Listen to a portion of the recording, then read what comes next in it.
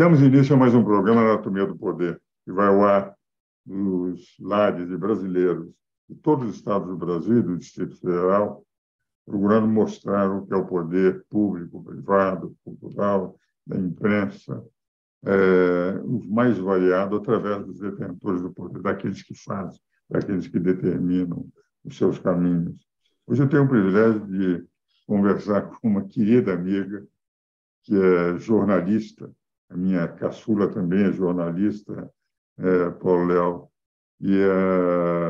e que, enfim, nesses últimos 2 anos temos tido muitos contatos e eu tenho uma profunda admiração pela coragem como jornalista, pela independência como jornalista que ela é, e que é um dos pontos fundamentais, um dos baluartes do jornal e da revista Oeste. E minha cara Paula Leal, com a maior alegria que eu a tenho aqui no meu programa, e gostaria de já colocar uma questão para você, que, enfim, está numa revista que ganhou uma dimensão nacional extraordinária em pouco mais de 2 anos.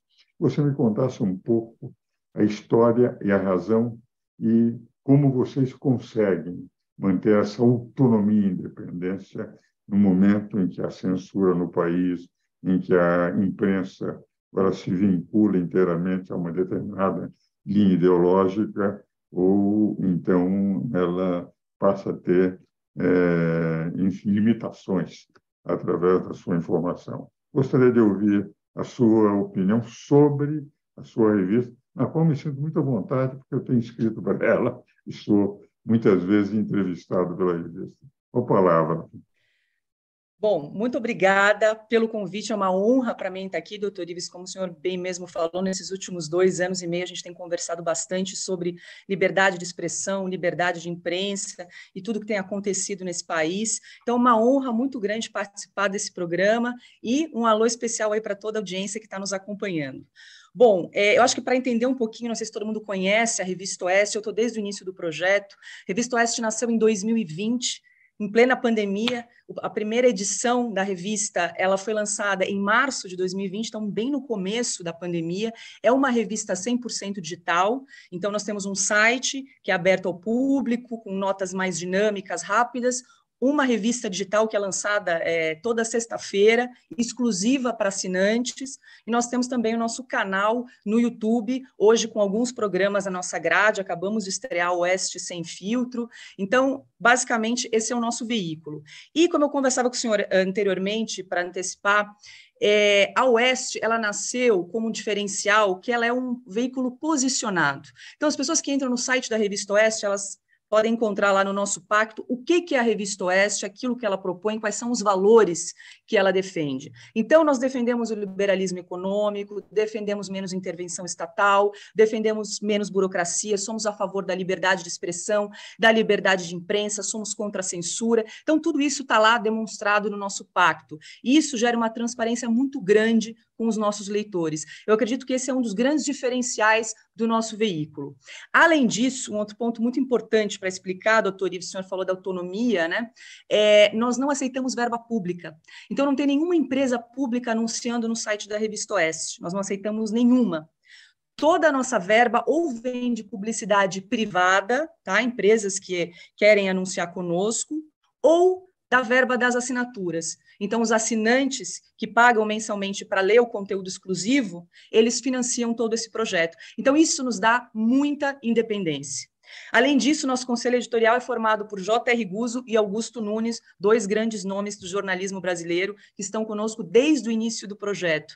Então, tem muito jornalista aqui que trabalhou na Abril, naquela época, né? Tempos áureos da editora Abril, da revista Veja, então estão trabalhando hoje conosco. Então, esse basicamente, é um panorama geral do que é a Revista Oeste. E aí vou trazer para vocês alguns contextos do que a gente tem passado em termos de censura, liberdade de expressão e tudo mais.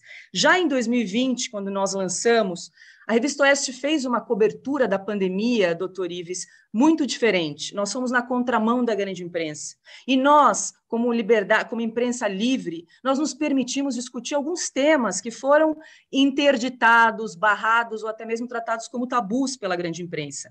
Então, nós nos permitimos discutir vacina, nós nos permitimos discutir vacinação para determinadas faixas etárias, nós nos permitimos discutir efeitos colaterais das vacinas, tratamentos possíveis para a Covid-19, a eficácia ou não do lockdown, se era melhor isolar, vertical, horizontal, enfim, nós nos propusemos a discutir, o que não significa escolher um lado, dizer que era bom ou ruim, mas simplesmente ouvir especialistas, ouvir cientistas, ouvir médicos e trazer um outro lado.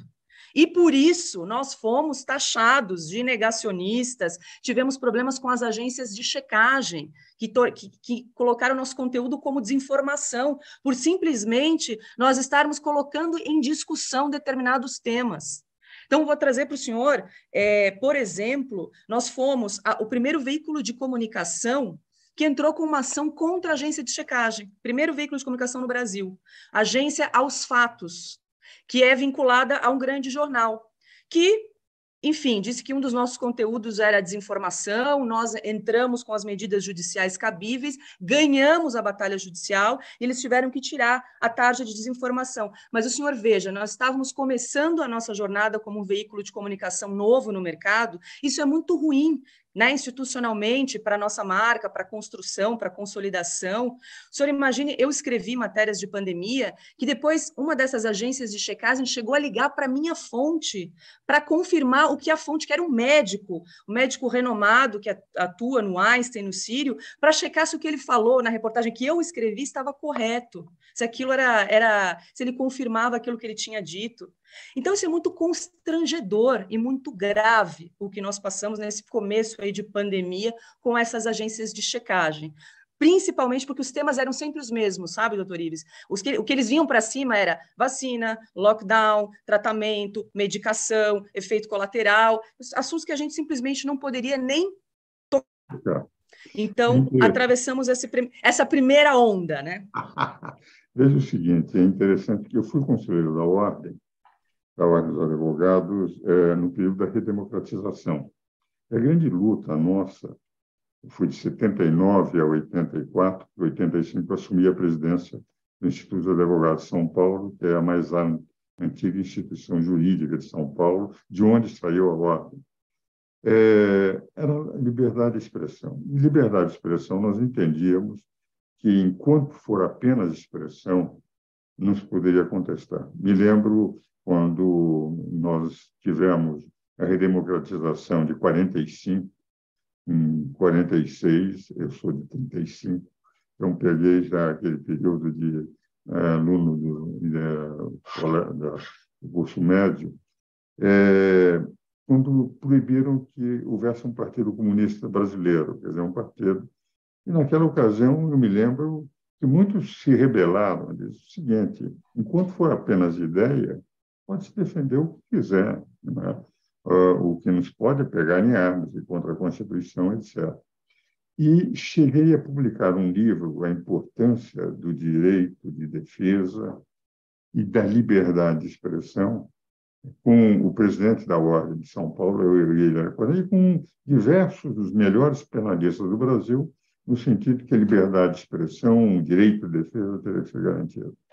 E, realmente, a mim me preocupa, e isso eu admiro no Jornal Oeste, é que nós estamos tendo, não só de cidadãos comuns, mas de representantes do povo. Quando um deputado não pode dizer o que ele pensa, enquanto é só pensamento, não é um deputado que está sendo censurado. São 10 mil, 20 mil, 50 mil, 100 mil eleitores.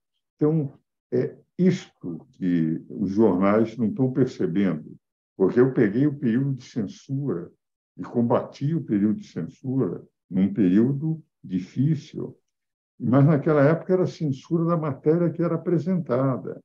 Agora, quando você tem uma censura prévia, antes mesmo de conhecer a matéria, já o veículo é proibido, não é como era no tempo dos militares, em que a matéria era vista, pode se publicar, não se pode publicar. Aqui ele não pode sequer apresentar qualquer matéria. Isso a mim me preocupa um velho advogado de 64 anos, sou universitário de 58 anos de exercício, e creio que isto é que eu admiro na Revista Oeste. Vocês são independentes e colocam. Pode ser que a ideia de vocês não seja correta, mas vocês estão com a liberdade deixando também para que os outros critiquem, se for o caso. E esta liberdade de expressão é que, para mim, um liberal, um professor de direito, é o que mais importante existe na democracia. E vou mais longe.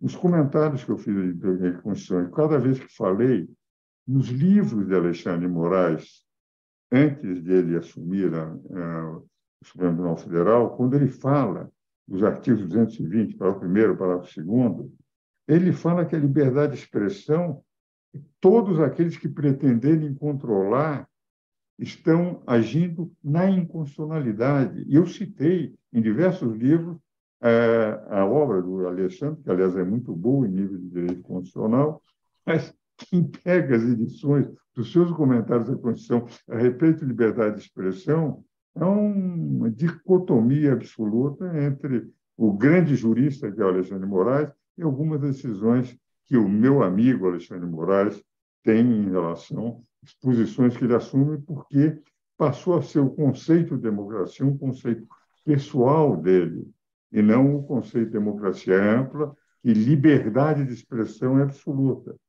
Eles podem desmoralizar a figura de Cristo e diz que isso é liberdade de expressão, mas qualquer ataque a uma ou outra pessoa da Suprema Corte, isto afeta a democracia. Então, com toda admiração, e você sabe que não é de boca para fora que eu falo, que eu admiro, até porque escrevi livros com eles, etc., eu não concordo e acho que este é o grande mérito da Revista Oeste e do trabalho que vocês têm feito de admitirem que podem não estar certo, mas vocês têm liberdade absoluta e aceitam as críticas e não aceitam grilhões na sua maneira de pensar.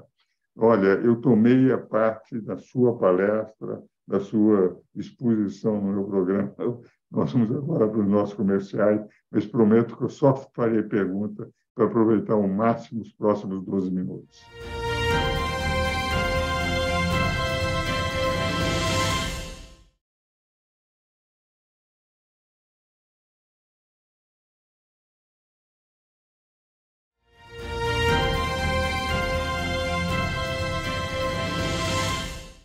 Damos continuidade ao programa Anatomia do Poder, hoje entrevistando minha querida amiga Paula Leal, que é uma das responsáveis pela independente Revista Oeste.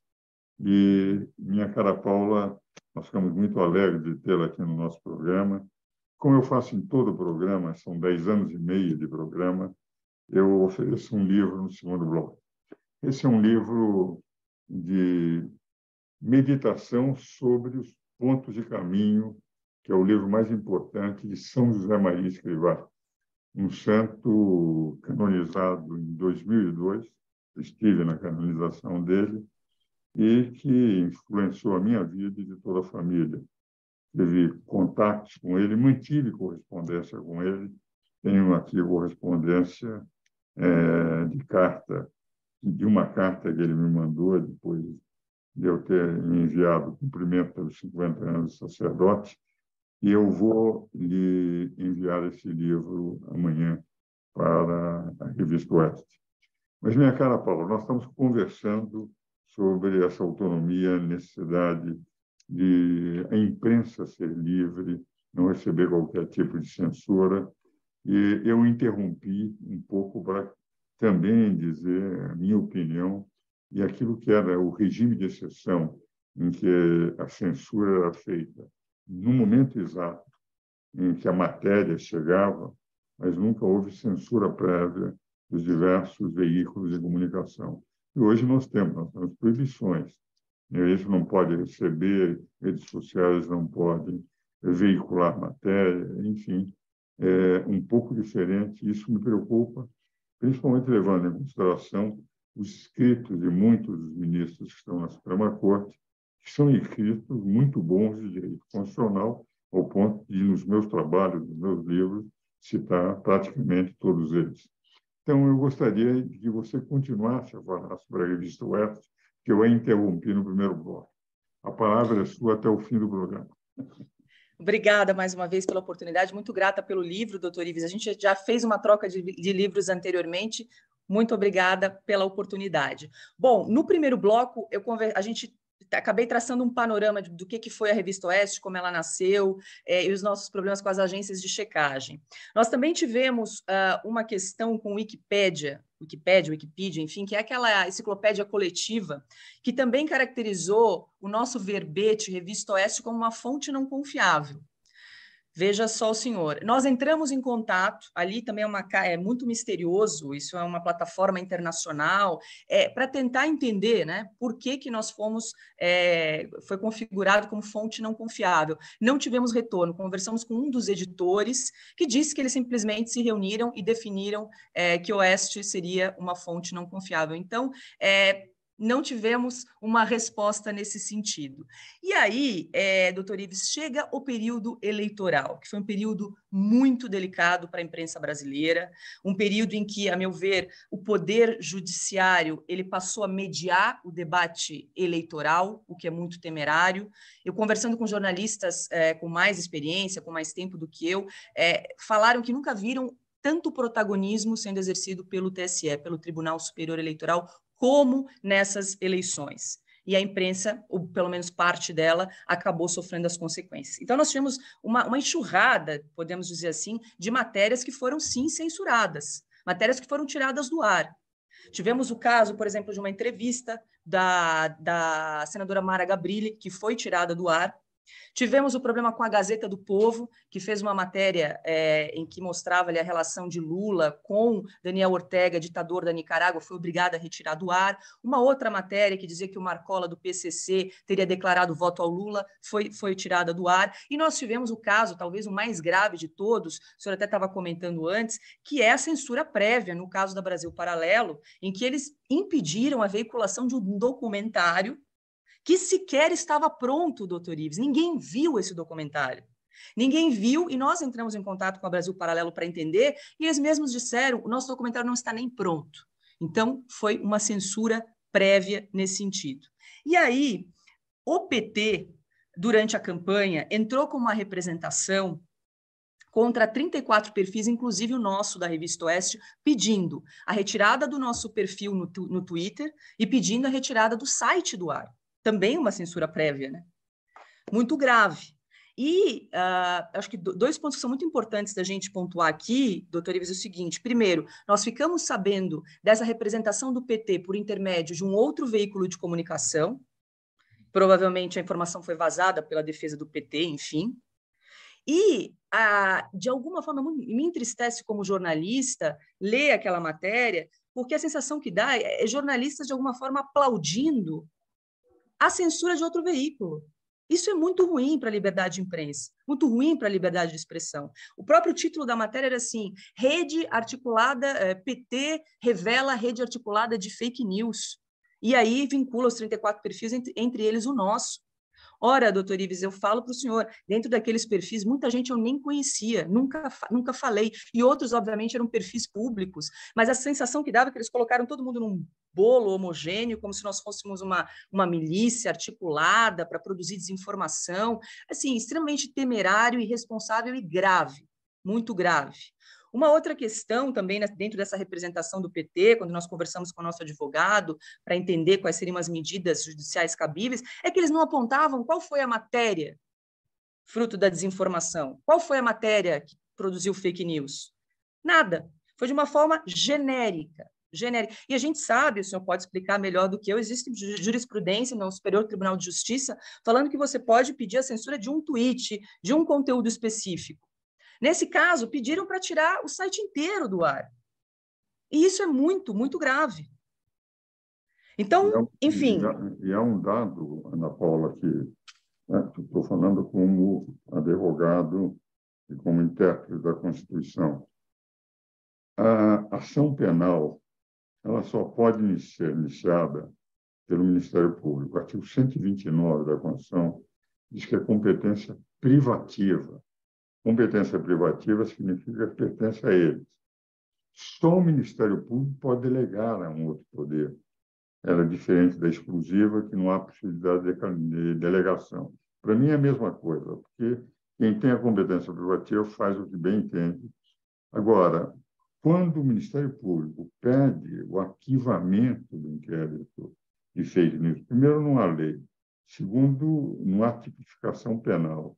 Está se criando a tipificação por força do Poder Judiciário. E a Constituição é desconhecida, porque o Ministério Público é o único que pode entrar. Se pede o arquivamento, não vai haver ação penal nenhuma. E continua. Eu, como intérprete da Constituição, como é que eu vou ensinar para os meus alunos que a Constituição diz isso, mas isso não é para valer? E mesmo que se peça o arquivamento por ação penal, que nunca pode acontecer, vai se acontecer com base numa interpretação extensiva de um regimento feito pelo próprio Supremo e não pelo Poder Legislativo. Então, eu tenho uma preocupação muito grande nessa interpretação elástica em que eles vão aumentando suas competências, abrangindo a competência dos poderes. Falo exclusivamente com professor de direito, não sou mais do que isso, mas a mim me preocupa. Exatamente. Então, felizmente, né, o TSE não acatou esse pedido do PT, mas só o fato de pedir a censura de um veículo de comunicação como o nosso é muito preocupante, até mesmo porque é um partido que está em vias aí de tomar o poder, né, e que já pediu a regulamentação da imprensa, a regulamentação da mídia algumas vezes. Então, isso nos preocupa muito, muito o que está acontecendo. E agora, recentemente, doutor Ives, o Google suspendeu a veiculação de propaganda de mídia programática no nosso site. Então, nós perdemos receita também com isso, que são aqueles anúncios que o Google distribui para os sites. De maneira aleatória, eles proibiram. E o senhor, pasme, usou como justificativa foram 3 matérias, mas uma delas foi a coluna do José Roberto Guzzo, um dos maiores jornalistas do Brasil, que publica artigos não só na Revista Oeste, como no jornal Estado de São Paulo, como na Gazeta do Povo, com conteúdos muito similares. Mas o Google escolheu a Oeste. E veja, não dá uma justificativa plausível, há violas políticas, mas é algo abstrato, é algo que a gente não consegue entender, não é concreto, não é objetivo. Eu apresento todos os dias um programa que chama Oeste Sem Filtro no canal da Revista Oeste no YouTube, e sou obrigada todos os dias a dizer, olha, pessoal, estamos aqui no canal da Revista Oeste, mas se acontecer alguma coisa, se o nosso canal for derrubado, nós temos um plano B de migrar para um outro lugar. Mas a gente fica assim refém, porque a gente pode ser derrubado a qualquer momento, como já levamos um strike que eles chamam, né, por uma violação das políticas, sem saber exatamente o que foi. Então, é muito complicado para a gente que está trabalhando com mídia, está trabalhando com informação e que somos independentes, que já falei no primeiro bloco, nós temos esse perfil e esse DNA independente por não depender de verba pública. Então, independente de governo A ou governo B, estamos aqui e dependemos dos nossos assinantes de publicidade de algumas empresas que queiram trabalhar em parceria conosco. É muito delicado o momento que a gente está vivendo, tendo em vista o que vem pela frente com o resultado dessas eleições. Minha cara Ana Paula, estamos chegando ao fim do programa. A sua preocupação é minha também, a sua como jornalista, eu como um velho professor de Direito e advogado. Quer dizer, quando estudei na Faculdade de Direito na década de 50, eu e a minha mulher, nós lutávamos, mas vivíamos num regime democrático. Eu mesmo presidi um partido político, o Partido Libertador, na década de 60, aqui em São Paulo. E a grande luta nossa era sempre para a democracia. Basta dizer que, quando eliminaram os partidos políticos, eu me comprometi a nunca mais fazer política na vida, depois do ato institucional número 2, ser apenas professor de direito e advogado, que não admitia, entende, não se ter a possibilidade de ter um partido que defendia, como eu sempre defendi, parlamentarismo. Mas eu acho que você trouxe para o nosso programa, que eu quero agradecer muito, é importante. É um grande veículo de comunicação. Está sofrendo pressões. E nós, como defensores do direito à liberdade de expressão da Constituição, sabemos que não há democracia sem absoluta liberdade de expressão.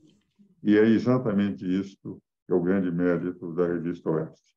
Minha querida Ana Paula, muito obrigado, Paulo Leal, de estar aqui conosco no nosso programa. Meus caros... Olha, em nome da Revista Oeste, eu agradeço muito o espaço e o apoio, doutor Ives, isso é muito importante para a gente. Um grande abraço a todos e até uma próxima. Muito obrigado a todos os nossos telespectadores também. Meu agradecimento e os espero novamente no próximo domingo.